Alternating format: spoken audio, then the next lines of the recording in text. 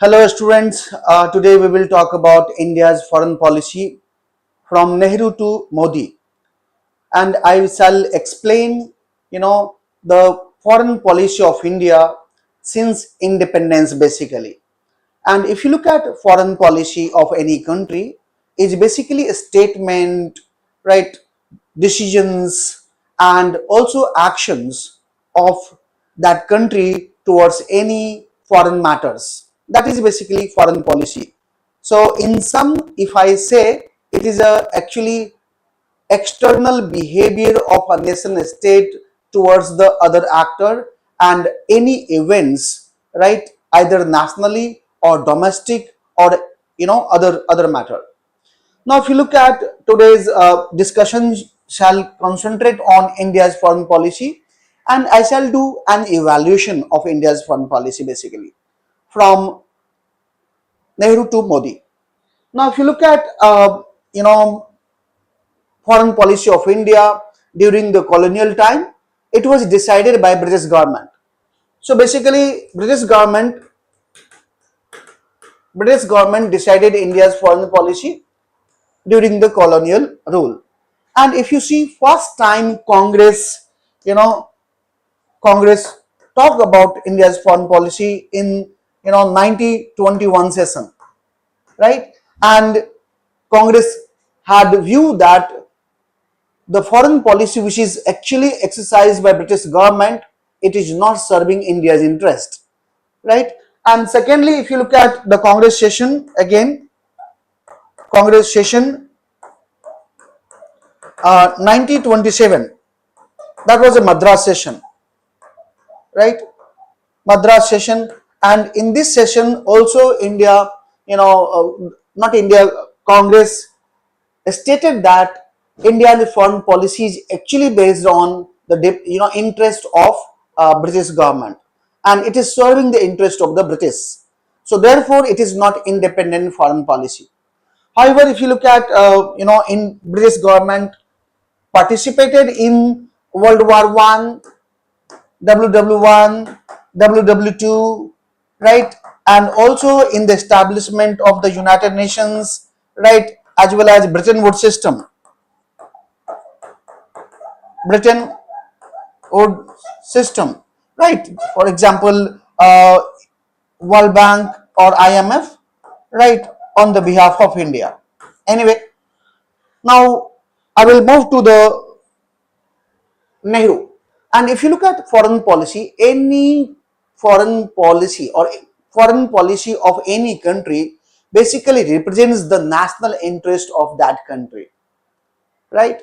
And basically it is a actions and statement and decisions of that country related to their neighboring countries or related to any international events, right? And if you look at the Nehru, Jawaharlal Nehru, right? Nehru's foreign policy, right? Nehru was not only the Prime Minister of India, he was also the architect of foreign policy. And he remained, the external affairs ministers till he actually alive, right? So if you look at from 1947 to 64, Nehru was the actually architect of India's foreign policy. And if you look at the foreign policy of any country, basically it is determined by the domestic factors, right? For example, if you look at history, culture, economy, okay, domestic milieu, but it is also determined by the international factors like international environments and events, international law and institutions, right, and so on and so forth. Now, if you look at the international events during Nehruvian time, Nehruvian era, at the eve of independence, it was era of Cold War, right? It was era of Cold War, right? Now, if you look at the other events that was happening at international level, right? Another was decolonization. Decolonization. Decolonization means, right, the countries of Asia and Africa were getting independent from imperial rule. So if you look at many countries of Asia and Africa became independent. For example, India became independent in 1947, Sri Lanka became independent in 1948. Similarly, other country also became independent. So there was a decolonization, right? And first that was a Cold War. Cold War, you must be knowing that Cold War was a confrontation between US and USSR, right? And both group were actually vomiting poison against each other.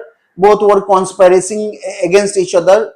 Both were actually doing a spy against each other, right?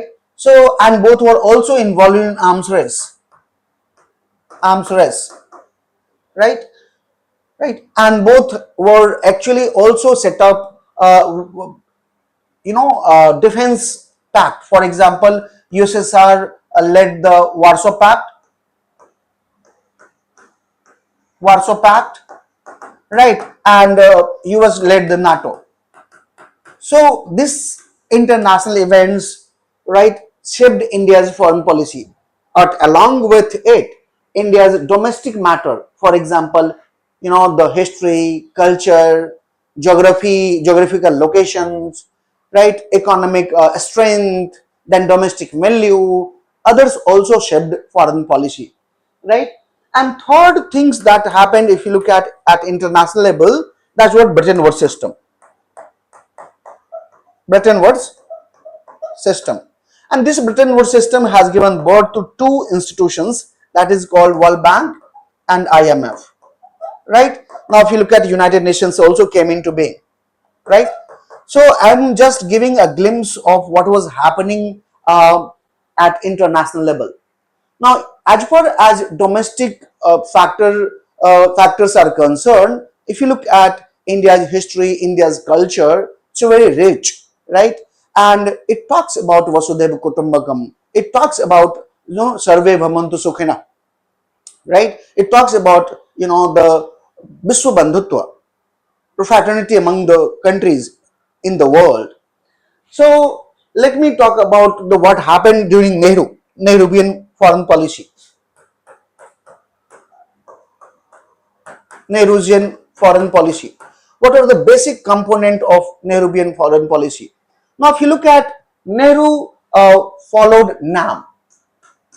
Why NAM? Because if you look at the international context, World War, India did not want to involve into the power block confrontation or Cold War confrontation, right? And it tried to maintain the equal distance from both the superpower, right? Now there was a region. India had no great economic power, right? India was economically weak and it needed economic, technological, industrial assistance from both the superpower. Next, if you look at India and other country has also received independence after 200 years of imperialism and colonialism. So they did not want to submit their freedom to either of the bloc. And therefore, if it is not India, but also the other countries of Asia and Africa followed NAM. Now, let me give you some background. If you look at, Asian Relation Conference, Asian Relation Relations Conference, that was held in Delhi, right? That was held in Delhi in 1947. And if you look at in this conference, right, in this conference, Asian countries actually met together and they decided what should be the foreign policy of third world country, especially Asia, in the eve of this Cold War confrontation. Now, if you look at second, there was an Afro-Asian conference. Afro-Asian conference,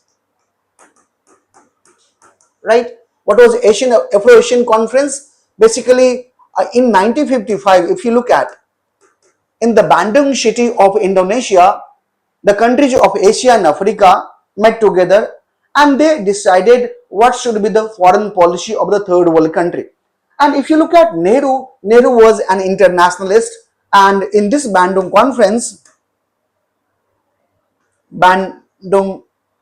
conference, right, Nehru was a major actor, right, along with Sukarno, right, along with Nkrumah of Ghana, Marcel Tito and others.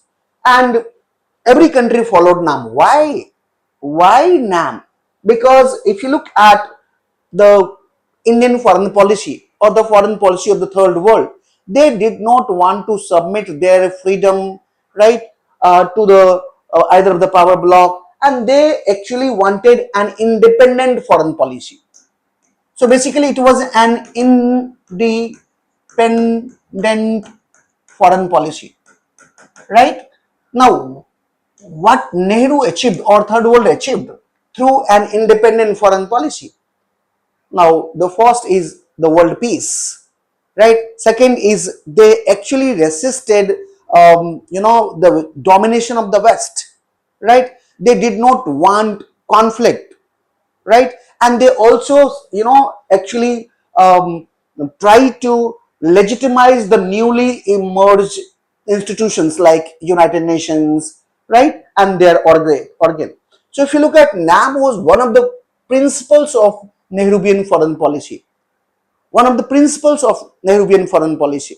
Why? Why? Because Nehru wanted world peace, right? Right? He was an internationalist. He did not want to engage in conflict, either led by the capitalist bloc or the led by the socialist bloc, right? So that was actually the one of the principles that Nehru followed. Now, second, if you look at, so it actually projected Nehru as a internationalist, right? If you look at Nehru as a leader, he was internationalist. What do you mean by internationalist? Right? Internationalist means he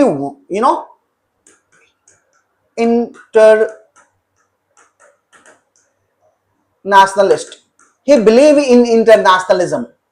What does it mean? That the entire international community should stay in harmony and peace, and they should not fight with each other, right? They should cooperate with each other, right? So especially he followed NAM, right?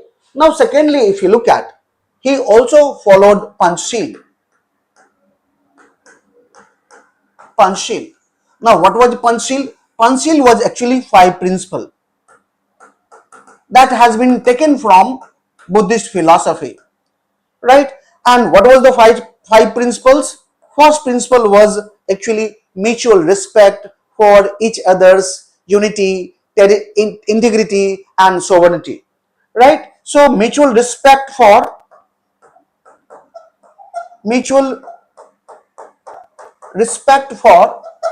each other's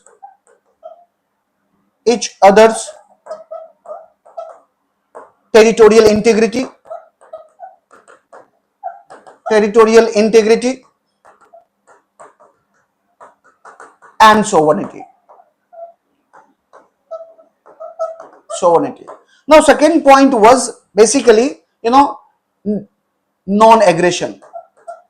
Non-aggression means the country, right, shall not attack each other. And this principle he was followed basically for the Asia, right, in a specific context. This Panchshil he followed, especially there was a Panchshil agreement between Nehru and Zhou Enlai in 1954. So second principle was non-aggression. Third was basically equality and respect. Equality and mutual respect. Mutual respect. Right? Now, fourth was not to intervene in each other's. I'm writing here fourth, non-intervention in internal matter. Intervention in internal matter. It means the country of Asia shall not intervene in each other's matter. And Fifth was, you know, peaceful coexistence. Peaceful coexistence. Right now, why again this was the second pillar of Nehruvian foreign policy. Now, why Nehru followed Panchil? Yeah, we can understand that he followed NAM because he was an internationalist. He believed in internationalism, right? He did not want to have conflict, right? Because there was already World War II that was at most disastrous, right? So he did not want again such kind of war, such kind of destructions worldwide, right? And therefore he actually gave importance to United Nations. He gave importance to the other institutions. He did not want to involve in the Cold War confrontation, right? But why? That is it. But why he had given Panchil formula for India's external relations? He was also Asianist, right? He was also Asianist. So he was internationalist, he was Asianist. Asianist means he did not want conflict in Asia, especially with a neighboring country. No, not at all, right? And this is why, if you look at when the communist, party captured China, right? Then Nehru was the first who recognized the communist government of China, right?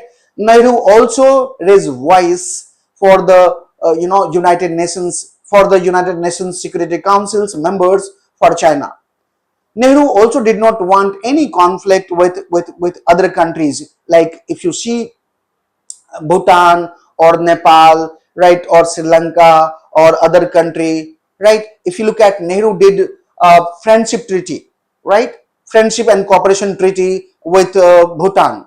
We have also friendship and cooperation treaty with Sri Lanka, right? So he wanted peaceful Asia. He wanted peaceful world, and this is why Nehruvian foreign policy is called as idealist foreign policy. His foreign policy was called as an idealist foreign policy. Look at if you look at when China not annexed Tibet, right? Nehru had believed that China will not actually create problem for India, right? And Nehru also recognized China's uh, right over Tibet, right? In Panchil Agreement in 1954. Right. So if you look at, he had very peaceful idea. Now if you look at another Nehruvian foreign policy that he followed, right? One was basically anti-racism, anti-racism, right? Anti-colonialism, right? And anti-imperialism, anti-imperialism. What does it mean? It means, he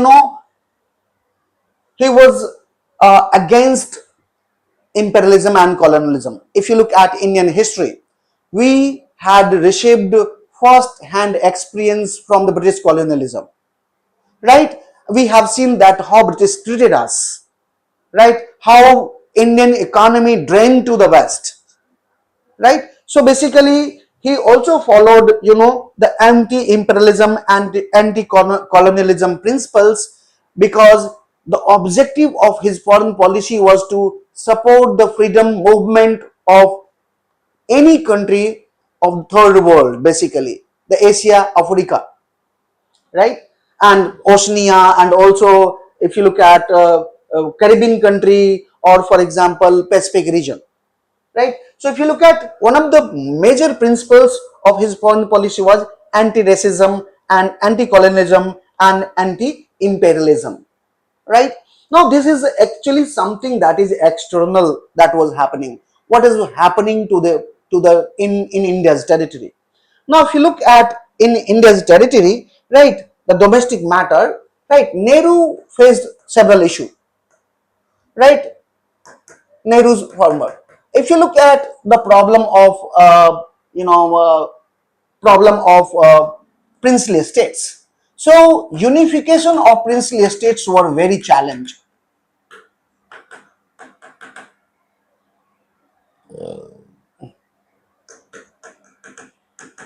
Princely estates, right? Now, if you look at this, was a bit bigger challenge for India. Now, here, if you look at Patel played a very important role, right? And all Riyasat, all princely estates merged to India through the instrument of accession. And there were three states. One was Junagadh, right? Second was Hyderabad, right? And third was Kashmir, right? Now look at Junagadh was integrated to India through a plebiscite, because Junagadh actually is in Gujarat, and 85% people have voted in India. Or even though, despite of the fact that if you look at Junagadh Nawab already declared, right, their accession to the Pakistan. Now, if you look at Hyderabad, the Hyderabad was also integrated to India, but through a police action, right? Through a police action. And if you look at Kashmir, Kashmir becomes one of the contested issues during the Nehru. Now, if you look at what happened in Kashmir, right? What happened in Kashmir, if I put some picture,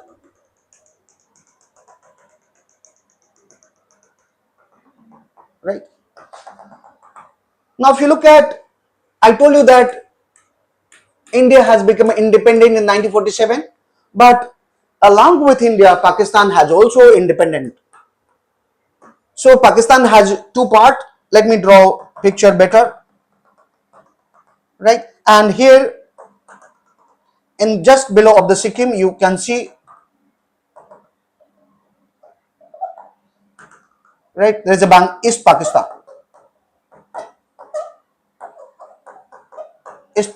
right? This is Bhutan, right? Right. Now, if you look at in the eastern part, just western part of Kashmir, few community, wow, especially few people were in support of joining Pakistan. And when British partitioned India, it had given options to the Indian states. Either they join Indian Union, or they join Pakistan, or they remain independent. And if you look at every Indian riyasat, the riyasat joined, but few riyasat becomes irritant. And one was the Junagadh, second was the Hyderabad, and third was the Kashmir. Now, Kashmir made a standstill agreement with India as well as with Pakistan. Now, what happened? The Pakistani Qawali entered in Jammu and Kashmir, right? And basically, they were moving very fast. Now, if you look at Raja Hari Singh, he was a Hindu Raja, but if you look at Kashmir population, it was a Muslim. And you all know that India's partition was based on religion, right? Religion. So if you look at this, Kavaili actually entered, and they actually captured a larger part of, right, larger part of India, right? Now this is POK, right? Now after, when Raja Hari Singh signed instrument of accession, Indian army moved to the Kashmir, right? And they stopped it. And after the UN intervention, this war ended in 1948, right? So if you look at from 1947 to 1948, this struggle was going on, right? And UN intervention, came up, and then this war ended, right? So he faced here the issue, right? And if you look at, Nehru also raised Kashmir issue at United Nations, but he did not get favor. Why he did not get favor? One of the reason, if you look at UK along with US, were more inclined to the Pakistan, right? Pakistan's voice, right? And this is why, if you look at this was one of the, it is considered by many scholars that it was a mistake of Nehru. But if you look at Nehru's vision was ki if UN is established, then this UN institution should resolve the problem, right? So if you look at that happened in 1948, right? And if you look at then Nehruvian foreign policy, right? So unification of problem, this was one of the region. If you look at economic development, right? Economic development. If you look at India was a backward economy. If you look at the growth, it was only 0.5%, right? Right? And India needed economic help, not only from the capitalist US, but also from the socialist world, because it has witnessed a huge industrializations in the last few decades under the plan government, right? So if you look at, he also focused on economic development, right? And if you look at the another thing that he focused on equity, right? And he also was concerned about protecting India's sovereignty, right? India's sovereignty. So let me move to just talk about Nehruvian foreign policy here, right? Right now, Nehru's foreign policy, right? Now, if you look at, he followed NAM, right? He also followed Panchsheel, right? He The Kashmir issues came before Nehru to resolve it, right? Then also economic development,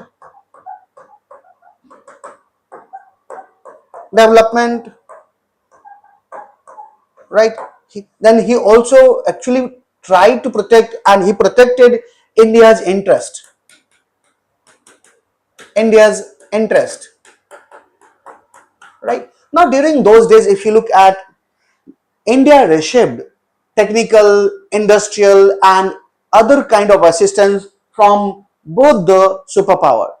And if you look at the Holland diplomat, he argued that India is a clever calf milking two cows at the same time, right? So if you look at Nehruvian foreign policy, largely described as a idealist foreign policy, right? Right. One thing he faced, that is actually India-China war. Now I'll come to that India-China war. Right. Now if you look at India, I told you that he did a Panchsheel Samjhauta with China, and he had a vision that China is not going to attack India. Right. And if you look at in 1954, he made a agreement with Lai, Chinese Prime Minister, right? That was a Panchsheel Samjhauta. Now, if you look at what happened in 1962, right? Right. Now, if you see what happened, let me put a picture, then I'll explain. Right. Right. Now, if you look till 1954, everything was good and well for Nehru, if, as far as China is concerned. But when India also produced map, India published map, China had no objections, right? Now, what happened when China, increased its attack in Tibet? Then Dalai Lama came to India and he approached Nehru twice, right? He came in 1956, he came in 1957, right? And he addressed Nehru's his concern, And Nehru said China would not do like this. Right? But what happened? China increased its attack, and in 1959, in 1959, Dalai Lama, along with 80,000 Tibetans, they entered India. They entered India. Now, that happened in 1954. That happened in 1954. Or not 1954, 1959. Sorry, 1959. And that in same year, China published map. China published map. Now, in this map, if you see, right, China showed different part of India as their territory. They showed this part, this part of Kashmir, then also the McMahon line, the south of the McMahon line, right? It claimed as a Chinese territory, right? And meanwhile, Chinese forces advanced on the border. Now, Nehru followed forward policy. Forward policy means, right, he had given direction to the military to be at the front, and that led to clashes between Chinese forces and Indian forces. And if you look at in 20 October, that was a 20 October,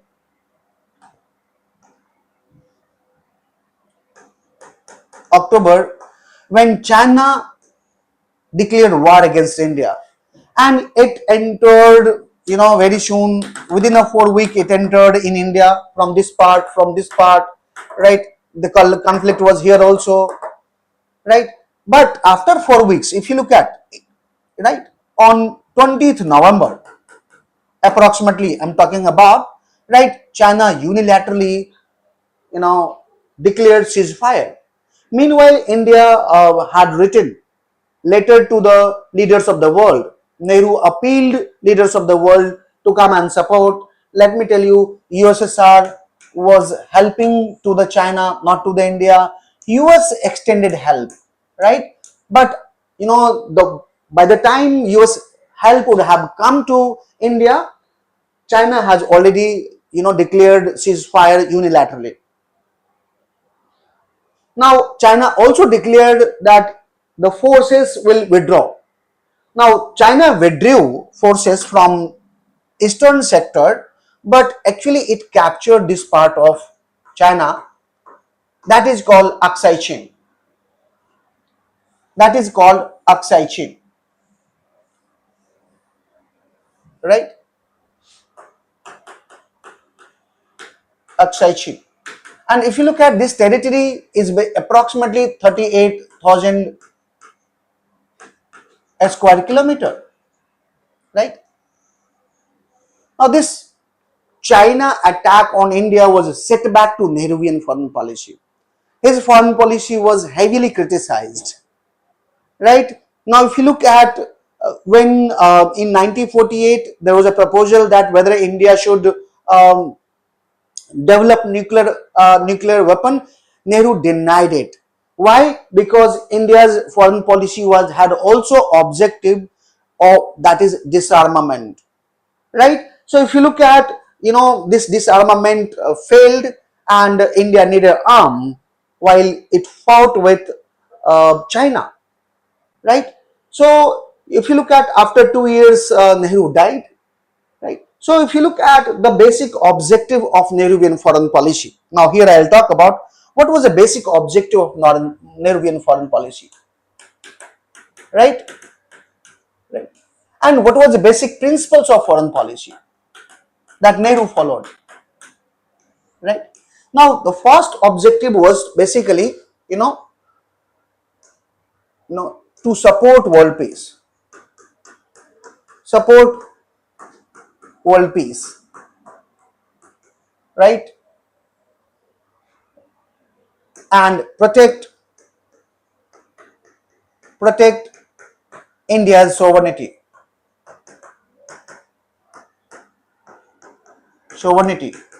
and economic interest,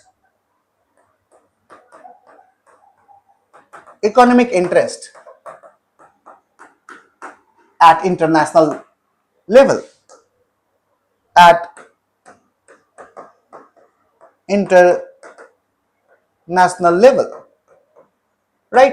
So this was a first priority of Nehru, right? Then second was, if you look at the priority, was disarmament,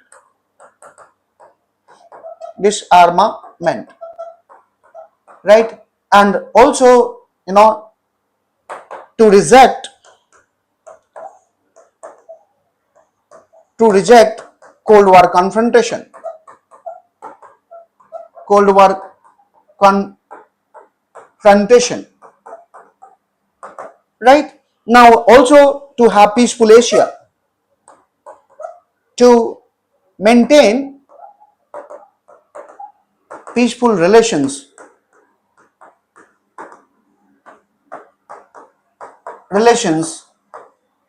with neighbor.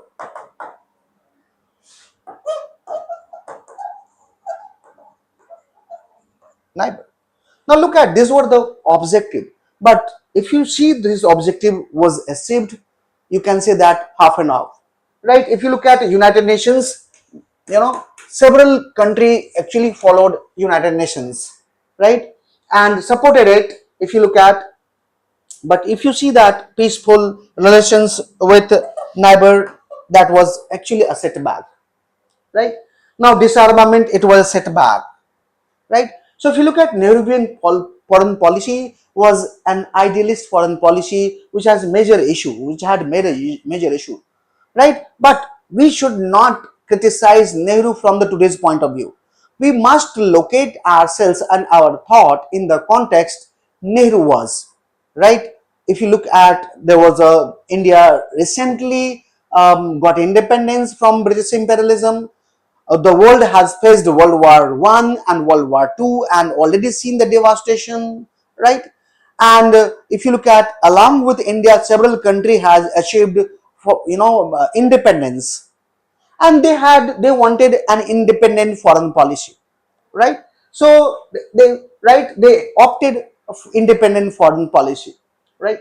Now if you look at what was the principles of India's foreign policy, right? Principle was, of course, I talked about NAM, Panchil,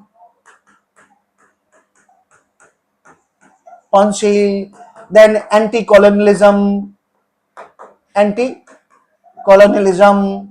right?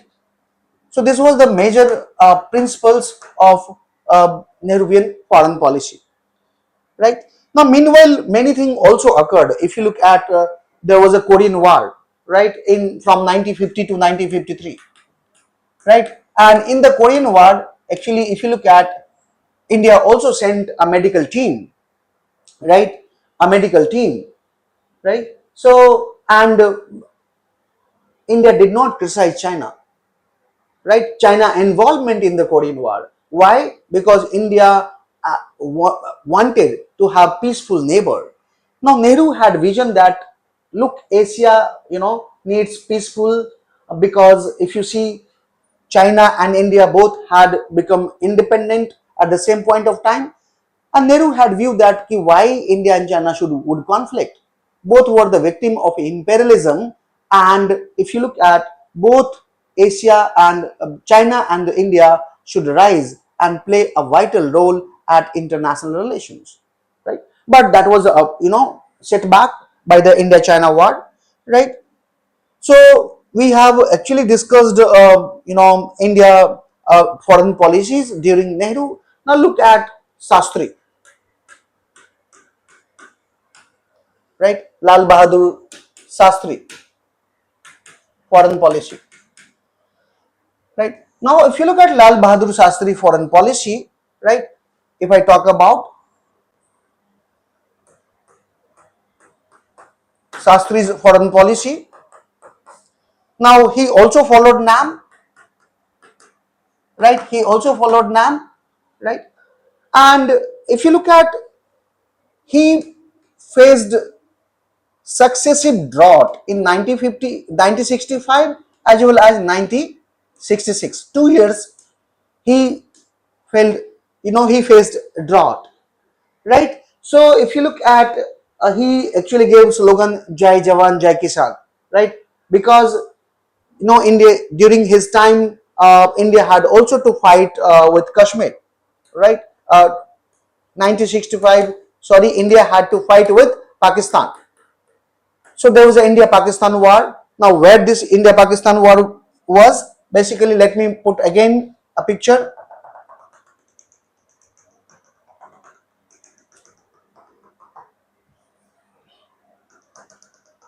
right? Right. Now if you look at that time, Ayub Khan was military, right, heading the Pakistan, and he thought that with 5,000 infiltrator, with the help of 5,000 infiltrator, you know, there'll be a cut. They will cut the connection between Kashmir and the other part of India, Jammu and Kashmir, right? The connection, the communications.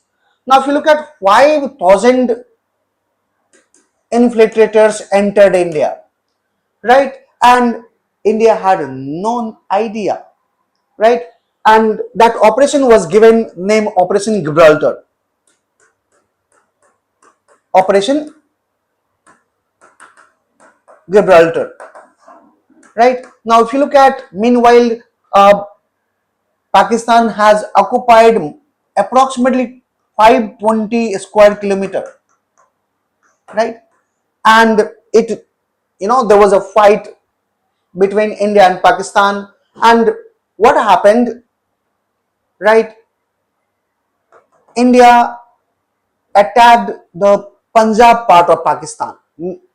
Lal Bahadur Shastri, had allowed military to enter Pakistan through the Punjab part, right? And India captured also again, the huge part, approximately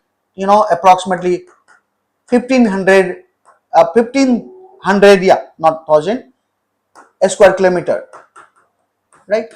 Now, if you look at this war, again ended through the UN Commission intervention. When UN Commission intervened, this war ended, right? And when India attacked Pakistan in counter to this war waged by Pakistan in Kashmir, that was called Operation Fawlad. Operation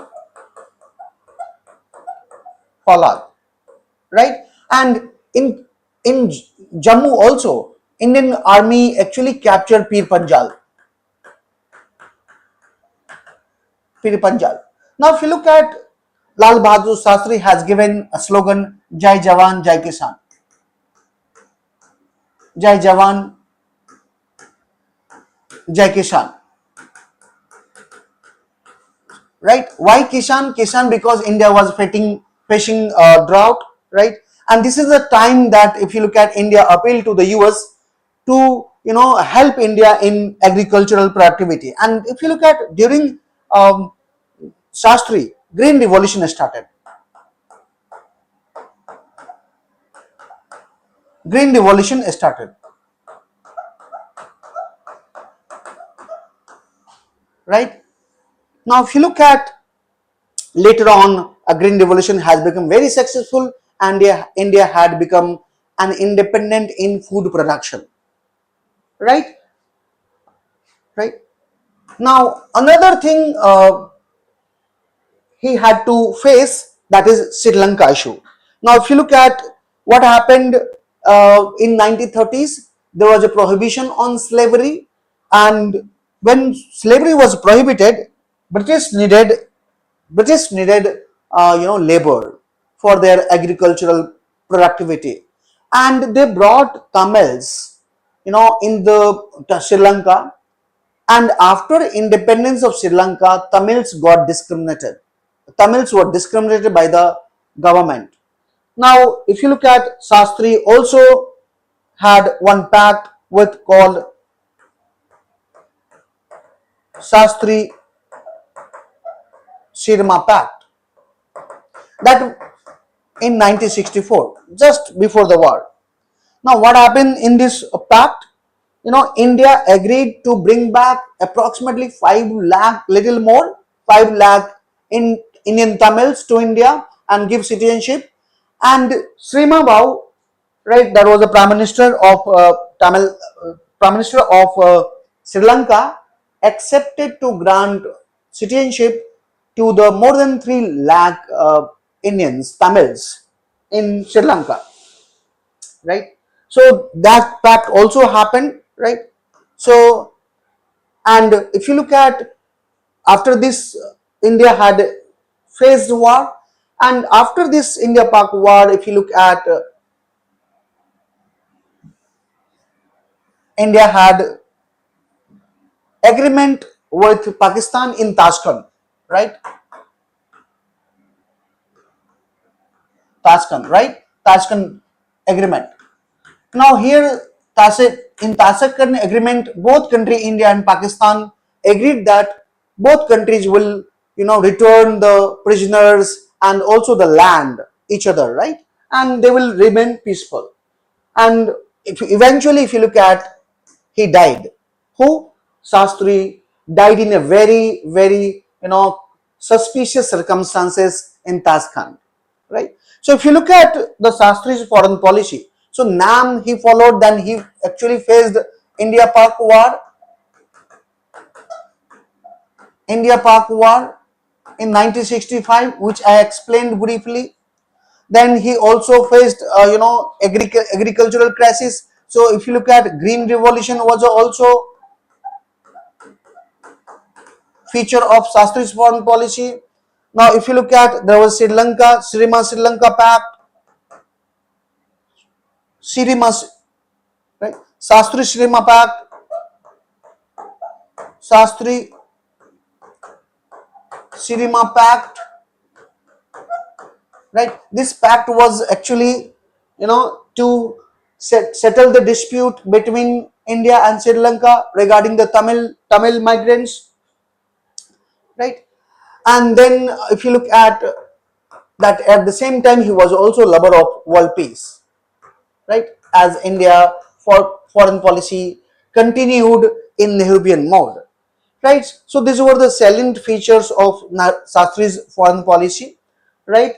And next we will move to the Indira Gandhi, right?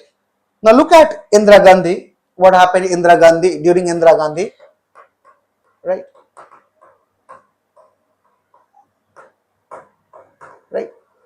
Now, if you look at Indira Gandhi's foreign policy, she although also pursued NAM, but it was rhetorically,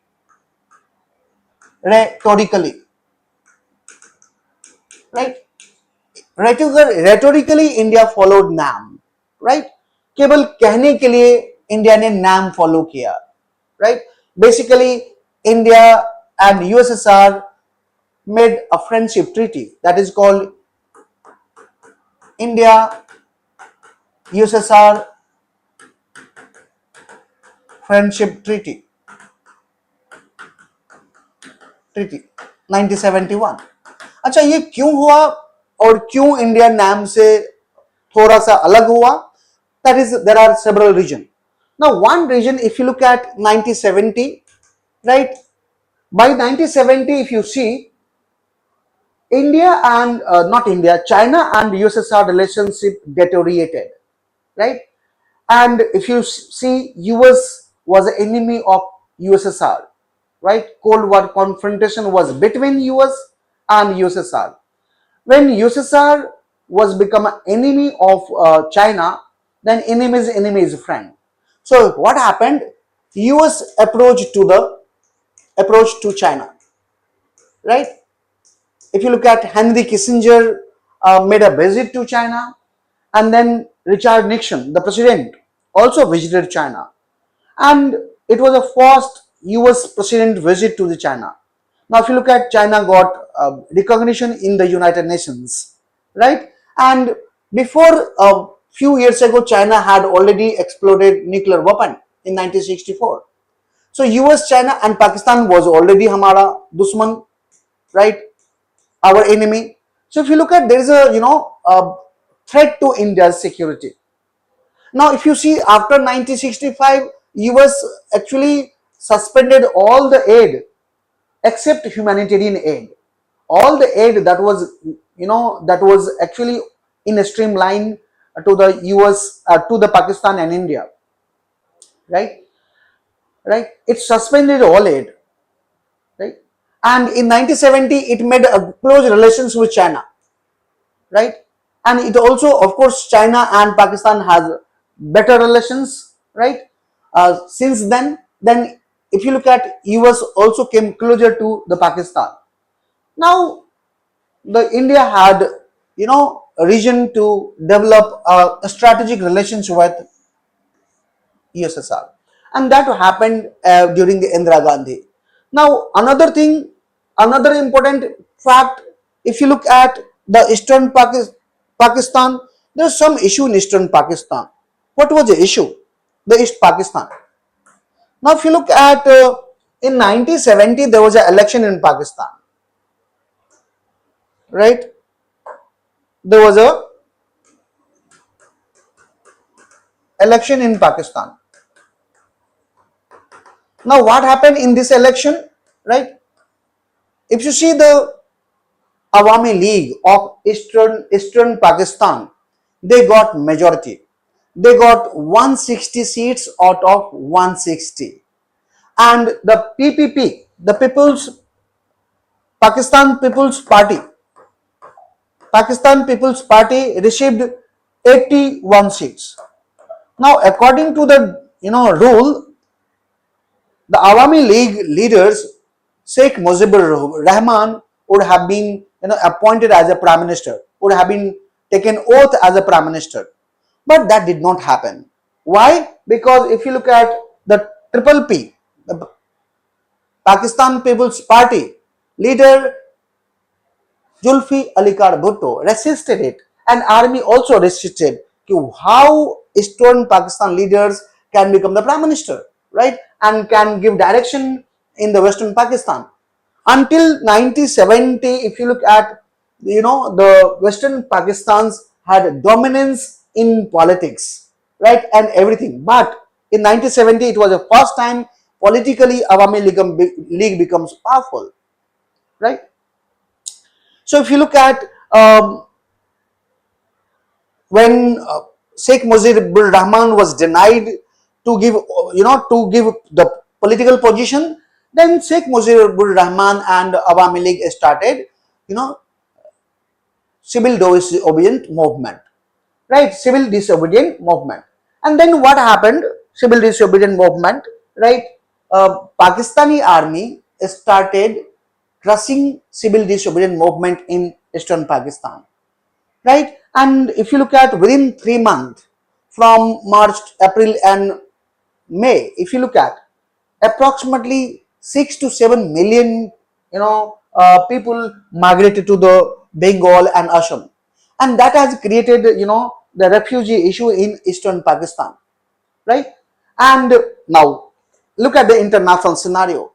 International scenario is changing, right? China has become closer to US, right? And if you look at Pakistan was also enemy, right? And China and Pakistan and US both came closer. Now this was a region when India actually made alliance with USSR. It made a friendship treaty. So it was very calculated and logical, right? Because India thought that if time comes and India needs some intervention in Eastern Pakistan, then it will help, and it helped and it worked well, right? So if you look at what happened, when refugee crisis becomes very problematic. Now in December, when Pakistan did air strike in Western Pakistan, in this side, then India also strike East Pakistan from three sides, right? And East Pakistan liberated and it became Bangladesh, right? Here there was a, Mukti Vahini Sena, and that Sena was actually trained by Indian forces, right? And from the March, that Indian army forces, basically armed forces started helping Mukti Vahini Sena economically, and also strategically, right? So that was a, if you look at time when Indira Gandhi aligned with USSR. Now if you look at then Green Revolution,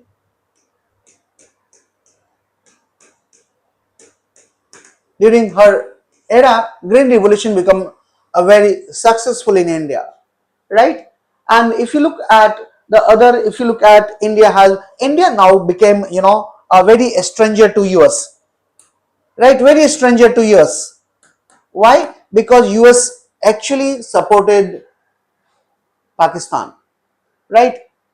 Through politically, strategically, right, through defense wise. So India and US become actually a stranger in that time, right?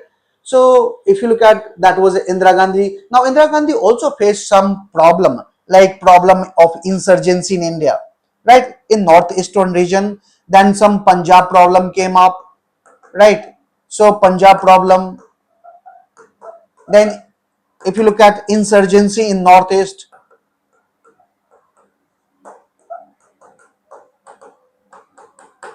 northeast states, right? Lots of problems she faced. Then she was also facing other problem like movements in central India, like Bihar, Uttar Pradesh, and so she imposed emergency, right? She imposed emergency, right? Right. Now, if you look at, so that was a basic idea behind Indira Gandhi's foreign policy, right? During Indira Gandhi foreign policy, if you look at, Sikkim has become a part of India, because by that time Sikkim was a protectorate state of India, right? So Sikkim has become a part of India, right? And if you look at other neighborhood relations, our relations with other country remain very peaceful, no issue at all, right? But yes, we faced again war, right, with India Pakistan, right? India Pak war in 1971, right? So that was actually foreign policy of Indira Gandhi, and her foreign policy is also all called as pragmatic, right? Why pragmatic? Because she actually dealt very practically with Eastern Pakistan. If you look at, within a few days, 14 days, Indian army, defeated Pakistani army, and 90,000 Pakistani army surrendered in Dhaka, right? And if you look at, then what happened, there was a agreement that is called Simla agreement,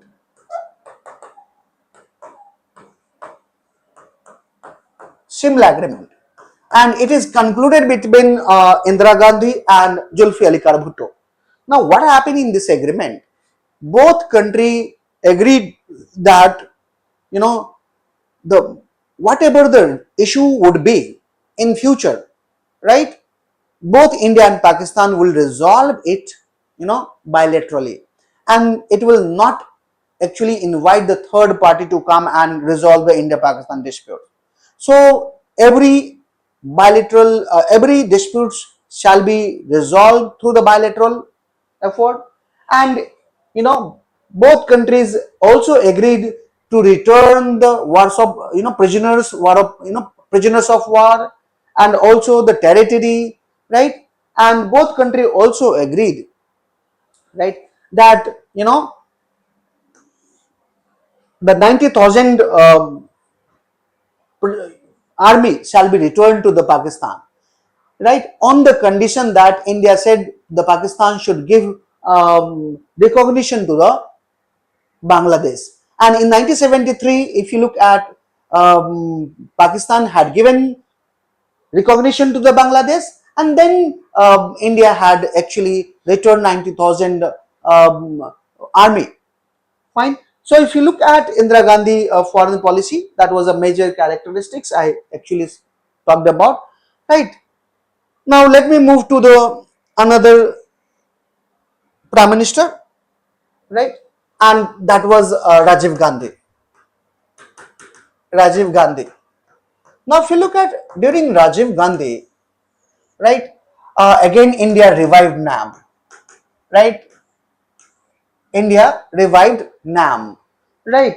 And it started talking about relevance of NAM. Why it is so? If you look at 1979, right, new Cold War started. New Cold War has started when USSR actually annexed Afghanistan, right? Now Cold War has come very closer to the India's border, right? And India also wanted to reduce its dependence on USSR, right? Secondly, so if you look at Rajiv Gandhi revived NAM. Now he also talked about disarmament.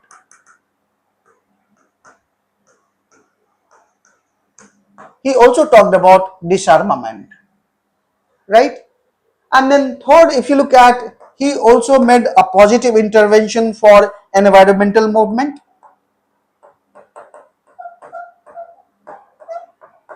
movement basically at international institutions, right? And then he also made some, some changes in the foreign policy. He had very, good vision that India should make closer relations with the US. So if you look at, he brought, technology. He was very technology lover, right? So he thought that India should change the foreign policy, right? Now, if you look at another thing that during Rajiv Gandhi, yeah, he also faced new problem, that was, Tamil issues, Tamil issues, right? Now, as I told you that, Tamil people had been brought to the Sri Lanka by the British government, and they were concentrated in the northern province of the Tamil Nadu. Let me put here in the picture, right?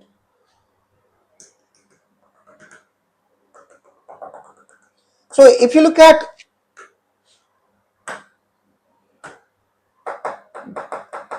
the yellow part, northern part, Tamil was here. Now, if you look at in during 90 during Indira Gandhi, right, here problem occurs. Why is it so? Because if you look at LTTE, right, liberation of Tamil Tiger Elam, has started violent movement against Singla government, right? Liberation of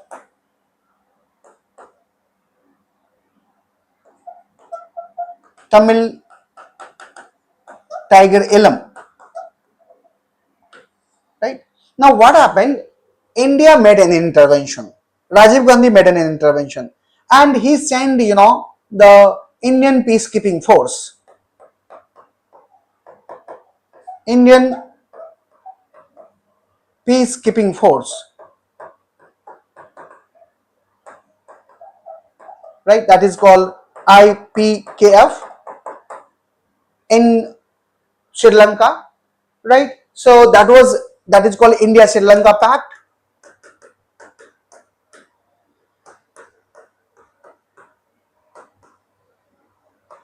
Pact in 1987, right? Right. Now, what happened? What happened? Indian forces lost their life in this struggle, this conflict between Singla and, the Sri Lankan army and the armed revolt by the Lite, right? And if you look at even Rajiv Gandhi died or assassinated, right, by the Lite man, right? So if you look at, he actually Tamil issue, so he sent in Indian peacekeeping force, right, made intervention, and that was actually, a very negative impact on India's foreign policy, right? And later on, PV Narasimha Rao withdrew that Indian peacekeeping force from Sri Lanka, right? So if you look at, this was the major, policies taken by the Rajiv Gandhi. Now let me move the next prime minister, right? And that was PV Narasimha Rao.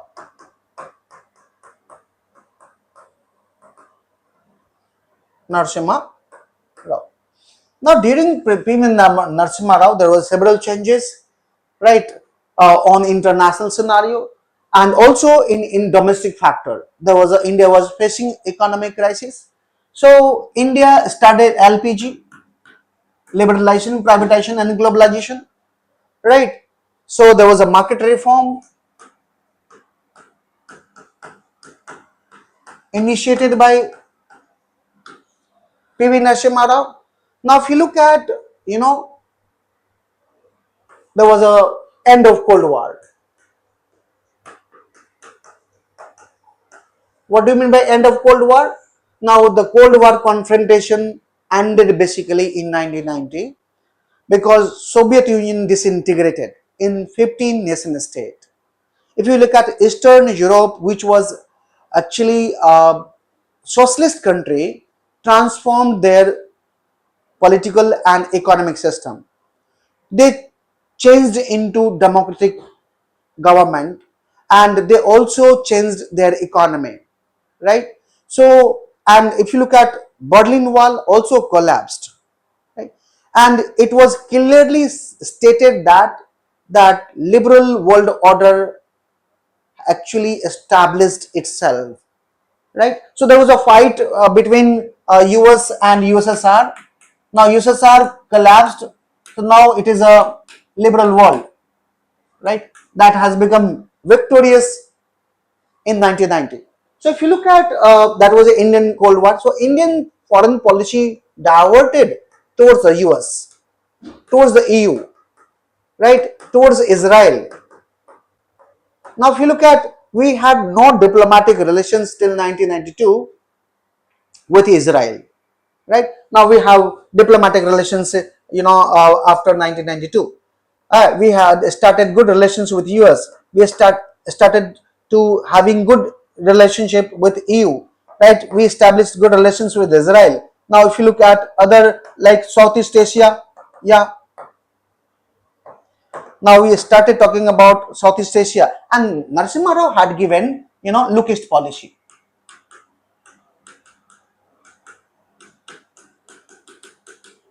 right? The lookist policy means India has to look towards the, southeastern Asian countries, right, for the India's social and economic development, right, and also connect to the Southeast Asia, because if you look at, they were all ally of the US, right? Now if you look at India-Japan relationship, India-Japan relationship has become also very positive after 1990. So if you look at, and Narasimha Rao also faced the problem of Ayodhya, right? Ayodhya, right? And if you look at Ayodhya movement, right? And if you look 6 December, on 6 December 1992, if you look at Babri Mosque was demolished, and it had international ramification consequences. Now let me tell you one consequences.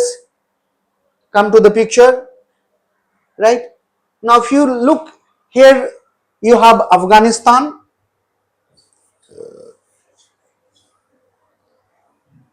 Let me use this picture. Do we have another picture? This picture is fine. Yeah. Now if you look at, after the disintegration of the USSR withdrew from Afghanistan, and in Afghanistan, if you look at, there was a civil war basically for the controlling power. And if you look at US, Pakistan, and Saudi Arabia, right? Saudi Arabia has actually promoted radical Islam, right? And that was actually Taliban. Now, this Taliban came to power in Afghanistan. Now, look at how Pakistan has used this, radical Islam against India, right? And it was 1990 when this cross-border terrorism had started, against India. So, if you look at when Babri Mosque was demolished on 6 December 1992, it has international ramification. Many temple, many Buddhist structure has been demolished in Afghanistan, and Pakistan actually polished the mind of radical youth that minority in India is actually suppressed, humiliated. So if you look at what happened, he also faced problem of terrorism, right? And Pakistan used proxy war, terrorism as a proxy war.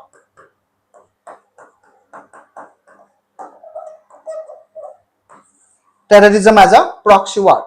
So he also faced this issue. So there was a Kashmir issue, right? And right,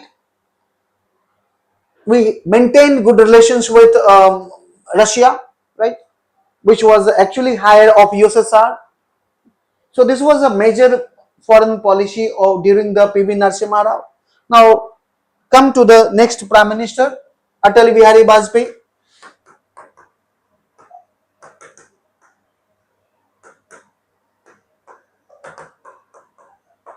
Right.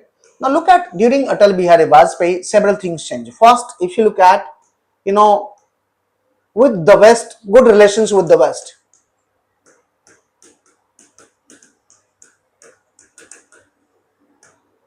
Right. Now, if you look at Atal Bihari Vajpayee also exploded in 1998, that is called Pokhran 2. Pokhran 2. Then when Pokhran 1, basically Pokhran 1 was actually did by Indira Gandhi in 1974. Right. Indira Gandhi, that is Pokhran 1. Run 1. The project name was Smiling Buddha, right? India tested nuclear weapon. Right. Now, second Pokhran happened in 1998 during Atal Bihari Vajpayee time, right? And if you look at US put lots of sanctions against India, right? So these relations were deteriorated, but in in a very few years, relation got settled. Why it got settled? If you look at again here, terrorism is issue, right? Terrorism is issue.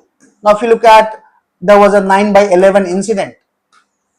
US was attacked by Al Qaeda, and this attack was visualized, right, around the globe.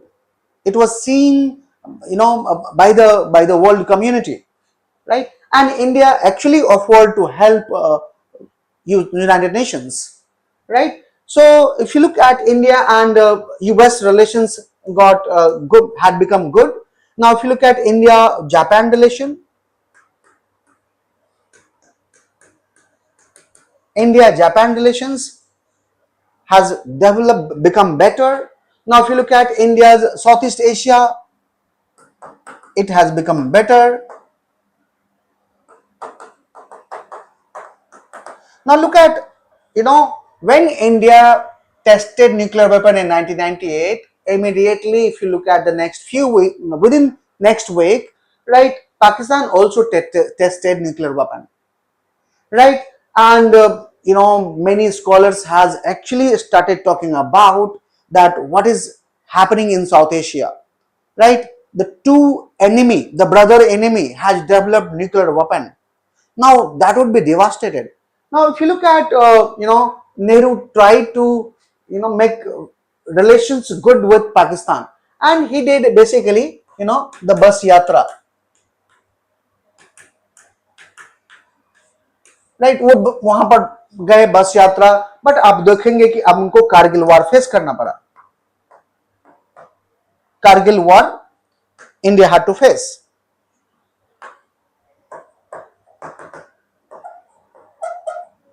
Kargil war face करना पड़ा, right. वहां पर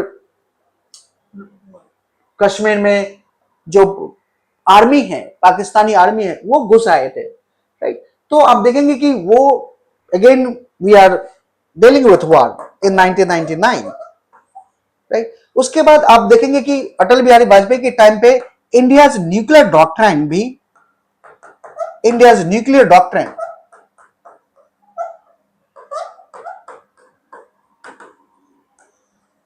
right, has been designed. What is India's nuclear doctrine? Right, the first is no first use policy. What does it mean? It means that India shall not use nuclear weapon against non-nuclear state, right. And secondly, India will not attack first time, right.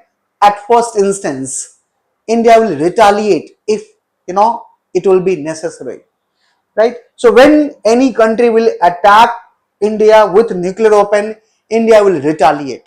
India will not use it at first instance, right. So no first use, no attack, no nuclear attack on non-nuclear country,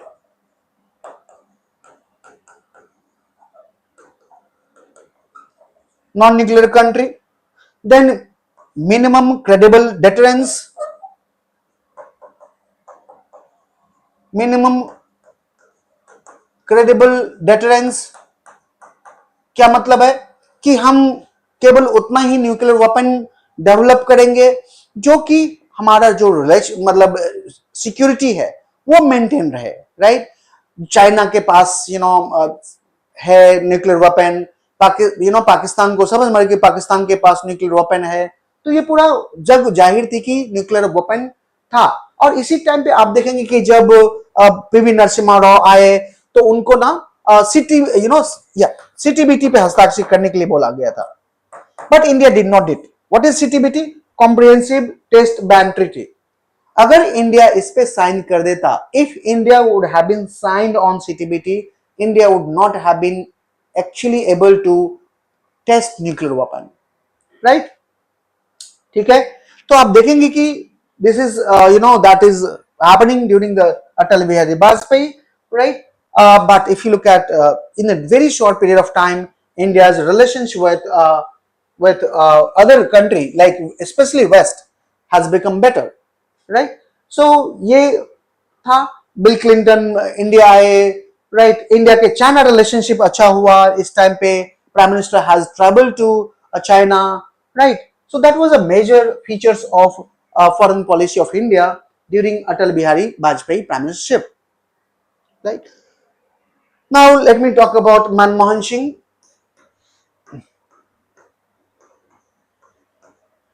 right. Again, if you look at NAM has become, NAM remained relevant, right. NAM 2.0 was proposed basically, right. NAM 2.0 was proposed. Why NAM 2.0 was proposed? Basically, now if you look at non-alignment movement was a movement during the Cold War confrontation, but Manmohan Singh was a prime minister of 21st century India.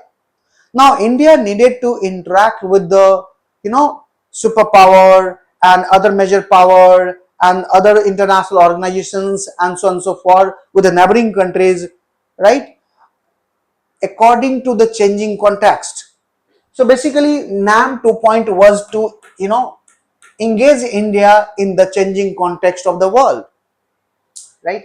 Then he also made good relations with Pakistan. He tried to make good relations to Pakistan, right. So India Pakistan relation, if you see India Pakistan relation, right, he tried to make good relations with India and Pakistan, but we will look at Taj attack happened. Taj attack happened in 2008, right? And then again they were set back to in India's approach to other neighbor. Now, if you look at one attack also happened during Atal Bihari Vajpayee, that is called Parliament attack. Parliament attack in 2001, and that led to something like a war-like situation between India and Pakistan. So if you look at terrorism is coming out a major problem of between India and Pakistan since 1990, right? Pakistan used terrorist group and terrorist organizations as a proxy war against India, right? On the other hand, India wanted a good relations with Pakistan, right? Now for example, if you look at India ने most favoured nation का status Pakistan को पहले ही दे दिया, बहुत पहले ही दे दिया, but Pakistan ने दे दिया। नाउ आप देखेंगे कि इंडिया और पाकिस्तान के बीच में आप देखेंगे कि बस सर्विस फिर से रिन्यू हुई, राइट? बेसिकली कश्मीर को लिंक करने के लिए, कश्मीर और जो पाक ऑक्युपाइड कश्मीर और कश्मीर के बीच में जो एक ट्रेड था उसको स्थापित करने के लिए कोशिश की गई, right? But that was not successful, right? India had faced Taj attack, right? Now if you look at, he went for more liberalization of the economy,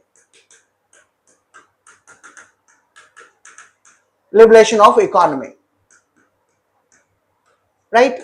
Now if you look at, he also signed with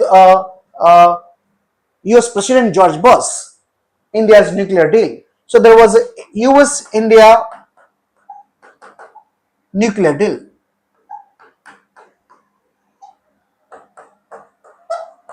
In 2005, right? Now if you see, India already involved in Afghanistan. Now during Atal Bihari Vajpayee, India involved in Afghanistan,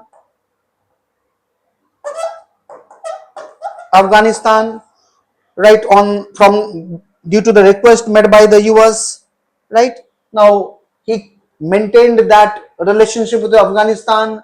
Now look at the other thing, what happened in Southeast Asia. Now if you look at India and Asian relationship, ASEAN relations has become more closer, right? Now since India was growing, so if you look at India's relations with Sri Lanka also grew. India के और श्रीलंका के बीच का जो relationship है वो भी काफी ऊपर आया, right? Now if you look at India जो वेस्ट के साथ रिलेशनशिप अच्छा रहा, इंडिया जापान के साथ रिलेशंस अच्छे रहे, right? Now if you look at, he also talked about UN reform, right?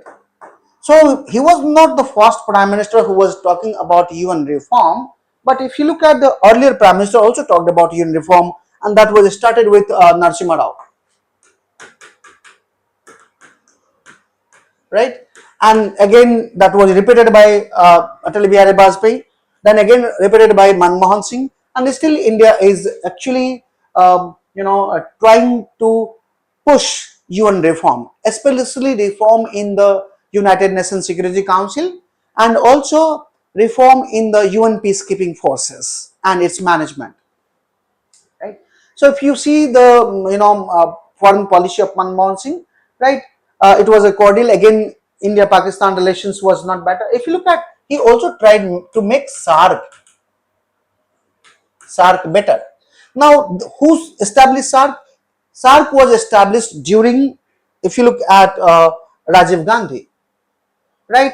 If you look at during Rajiv Gandhi, SAARC was established, right, to promote regional cooperation in South Asia, right? So if you look at during Manmohan Singh, he tried to make SAARC better, but it did not because of the conflict between India and Pakistan. Meanwhile, he tried to promote BIMSTEC, BIMSTEC. Now, in this organization, if you look at, there's India, Bangladesh, Myanmar, Nepal, right, Maldives, Sri Lanka, Thailand, all are member, but Pakistan is not member. So BIMSTEC was an effort to isolate Pakistan. And if you see the BIMSTEC, this BIMSTEC came during Atal Bihari Vajpayee government, if you look at that initiated, right? But it has got more currency during Manmohan Singh. Now, if you look at, he also involved in with Quad in 2004, right? Quadrilateral relations with US, right? Australia and Japan, right? So Quad came up. So this was the major foreign policy towards Manmohan Singh. Now let me talk about the current Prime Minister Narendra Modi, right? Modi and India's foreign policy, right? If you look at, right, he talked about neighborhood first policy, neighborhood first policy. Now this is not new policy. If you look at Nehru, he also prioritized neighborhood. Now if you look at the Panchsheel, for example, if you see 1990 uh, Gujarat doctrine actually prioritized neighborhood. Right now, Modi ji also prioritized neighborhood policy, and this is why, if you look at Modi ji, when he actually became prime minister, he invited the SAARC countries head to come and join his oath ceremony. Then, if you look at his policy was Act East policy. What is Act East policy? Basically, make a better relations with Southeast Asia, right? Now, if you look at, then he also talked about extended neighborhood policy. Now, what is extended neighborhood policy? Basically, extended neighborhood policy is, giving. Let me make a picture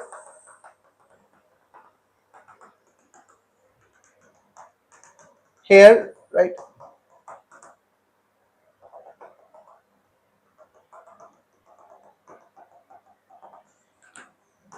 Right. Now, if you look at neighborhood policy, means which is very closer to India, that is neighborhood policy. What is extended neighborhood? Just a little far from the neighborhood. And if you look at Act East policy, is a part of extended neighborhood policy. Then, if you look at Sagar Vision, here SAGAR vision. Sagar, what is the full form of Sagar? Basically, security and growth for all in the region. SAGAR का full form है security and growth for all in the region, right. अब इससे क्या हुआ? Now basically India started making good relations with countries in the Indian Ocean and also Pacific Ocean and also the other region, right? West Asia country, right? West Asia. So extended neighborhood was actually very broader policy, right? So he had given extended neighborhood policy. Now he also given looking west policy, look West Asia policy. It means making good relations with look West Asia. Then if you look at that time, he had given importance to international forum, right? And international forum also had given interest to the India. And if you look at G7, India was regularly invited, right? Because India evolve as a very strong economy, right? Now, if you look at the other policy, right, he talked about Vasudhaiva Kutumbakam, right? The Kutumbakam, right? Now, if you look at, we had did 2+2 dialogue with several countries. 2+2 dialogue matlab, like I'm dealing with US and India, right? In US, there's a defense minister and external affair minister, and similarly India has defense minister and external affair minister, right? Now defense minister will talk to the defense minister and external affairs minister will talk to the external affairs ministers. And this 2+2 dialogue was established with US, it was established with Russia, it was established with Japan, right? And right, so on. And India did, or India signed several agreement with several countries, right? For example, a strategic partnership,